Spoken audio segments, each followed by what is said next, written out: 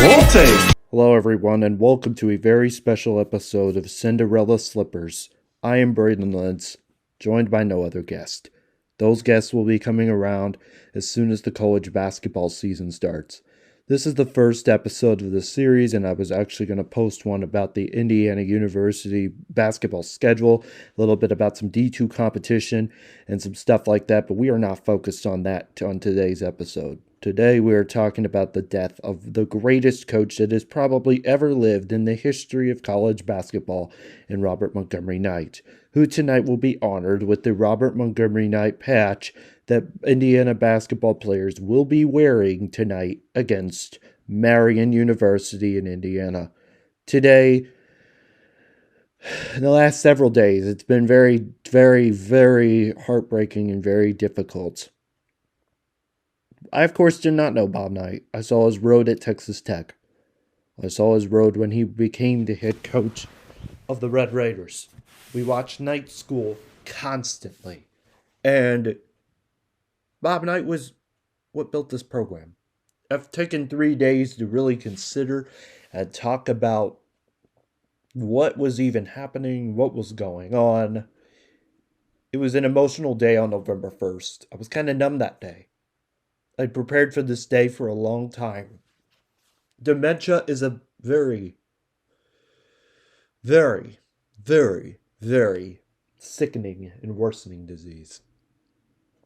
Dementia is tough. My grandmother had dementia for 5 years. We knew the road. We knew the journey. We knew where Knight's family was going to be taken. We knew exactly what was going to happen.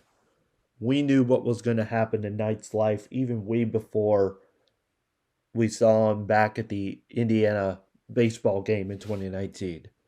Of course, in 2020, you have to consider this. February 9th, 2020 was the day that he had come back to Assembly Hall and got his last hurrah. 2 days later, my grandmother got her last hurrah. And one had died and one had didn't. But this, getting off the balance of Alzheimer's for a little bit, Bob Knight made Indiana basketball, shaped it, grew it, created it.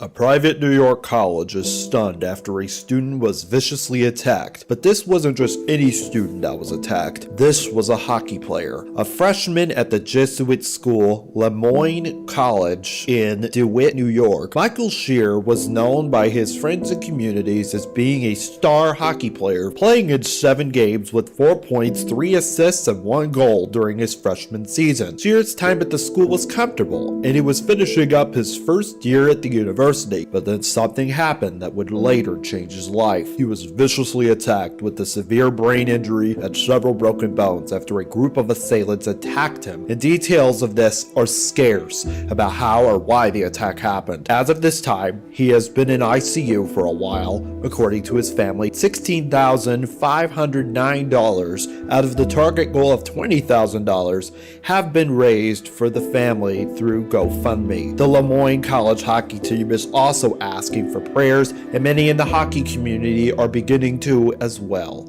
More details have emerged after a college hockey player from a private Jesuit school was viciously attacked by an unknown group of assailants last week. Last week, I posted a story to Newsbreak and YouTube on the college hockey player, a freshman at the private Jesuit school Lemoyne College in DeWitt, New York, just outside of Syracuse, who was mugged by a group of attackers, with information being so scarce about the incident.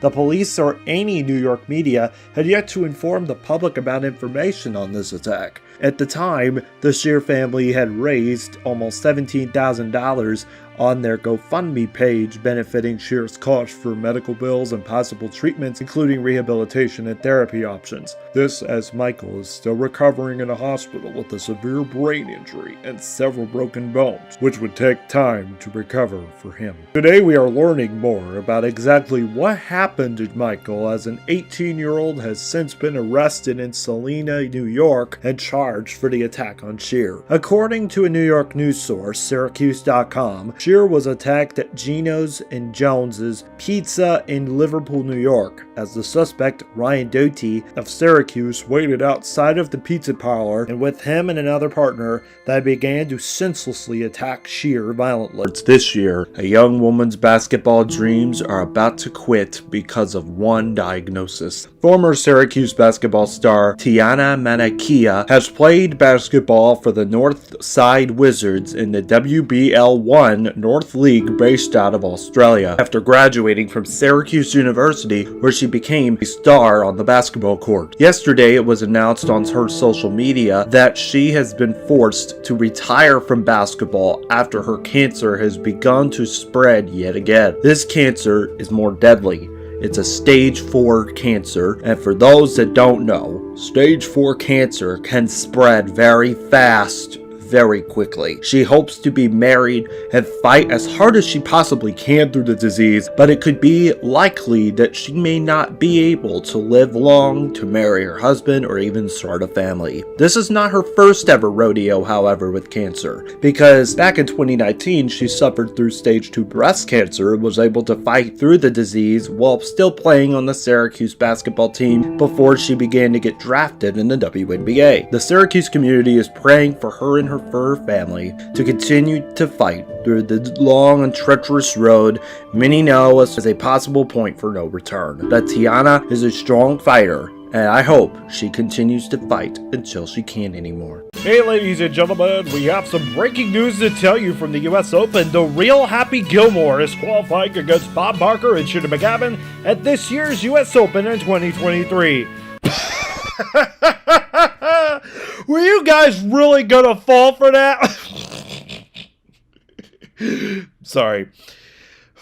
Well, it's not Adam Sandler that we're talking about here. And yes, the person I am talking about today literally is named Happy Gilmore. His name is actually Landon Gilmore, but many call him Happy because of his swing and his golf play. A high school student at Bloomington South High School in Bloomington, Indiana, Gilmore will once again be qualifying for this year's US Open, which is set to take place on June 15th through the 18th of this year. He recently participated in the IUSTV State Golf Championship. Our South scored 4th place in the tournament, even though the team at first started with a 3-18 and played solidly late before the championship. Gilmore has been featured on Barstool Sports, on Golf Digest, any golf publication you can think of, he's probably been on, but the most famous he's been on was yet again Barstool Sports. Happy Gilmore, or should I say Landon or Happy, is actually a really good golfer.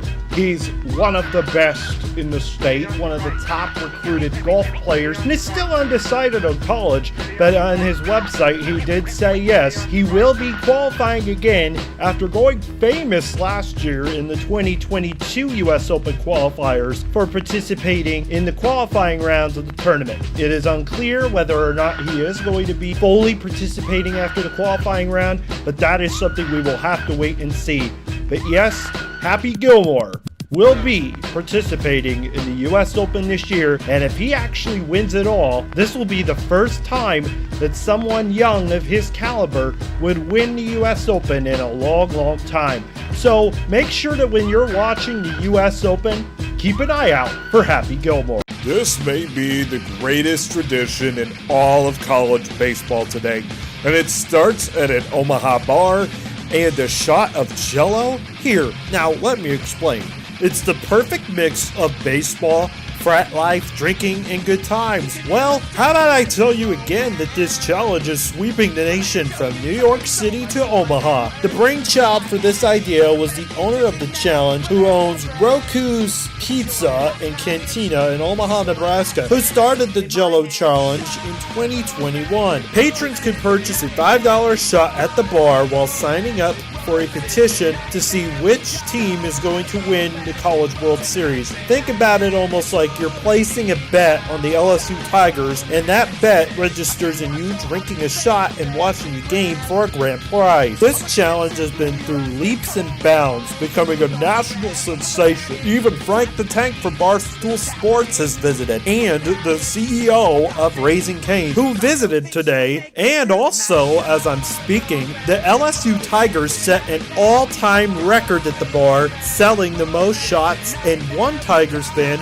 broke the Guinness Book of World Records for the most shots purchased by one person. Hoosiers started the academic year on a disturbing note. Since the start of this school year on August 21st, there have been 3 separate incidents of students using scooters and bikes get struck or injured on the IU campus. This is making both students and academics more awake to the issue of public transportation to and from classes, demanding more needs to be done to ensure safety is fully met on campus. The students, Connor Furlong, was struck on the corner of 2nd and High Street. He spoke about his experience, giving a lesson to future students who ride on campus by scooter or bike. I randomly heard money crashes prior to my own, so I would say it was a good 8 to a 9.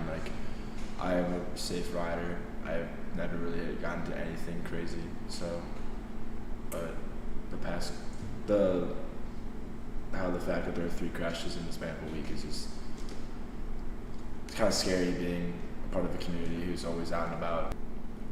I mean, all the accidents happened on campus, so just having a lot more room for bike lanes on, especially on the extension. There was once a gentle saint who walked across one southern campus with a message heard from Tokyo to Louisiana and to the halls of Congress in Washington, D.C. Now, the SEC has been known for some of the best play-by-play men to later have passed away unexpectedly, like in the case of Ron Bramblett, who was the Auburn radio announcer, along with another one in Jim Fife. But one announcer made such an unquestionable worldly impact on not just the shape of college broadcasting, but also to faith, passion of his job, and joy for all sports at one SEC school, the University of Arkansas. Meet Paul Ells, where he later would end up graduating from the University of Iowa. After graduating from the school in 1967, he moved to Tennessee, where he was the sports director at what is now referred to as WCWS TV in Nashville, while also commentating football and basketball games for the Vanderbilt Commodores on the radio for 10 years. While in Nashville, Ells' trademark radio call was "Holy Smokes," and more on that in a minute.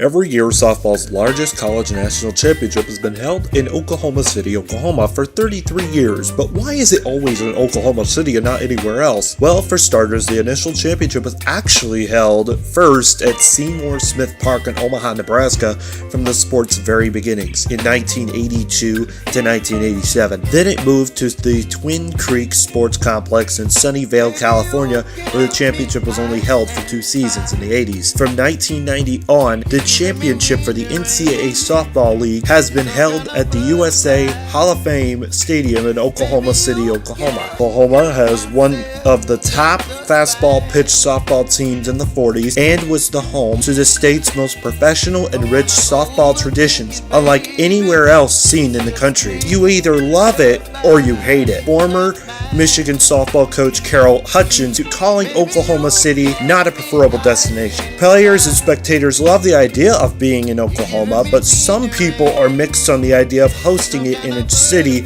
other than Oklahoma City. We just saw some amazing feats of true soldier ability as seen on the lacrosse field in this year's national championships for the NCAA in Philadelphia. Just as Notre Dame went on to win their first ever championship in men's lacrosse and smoked the competition, beating Duke 13-9. But the true players that showed their grit and might were the Kavanaugh twins and Pat and Chris, who were especially noticeable during the tournament. Yeah, that Frankie.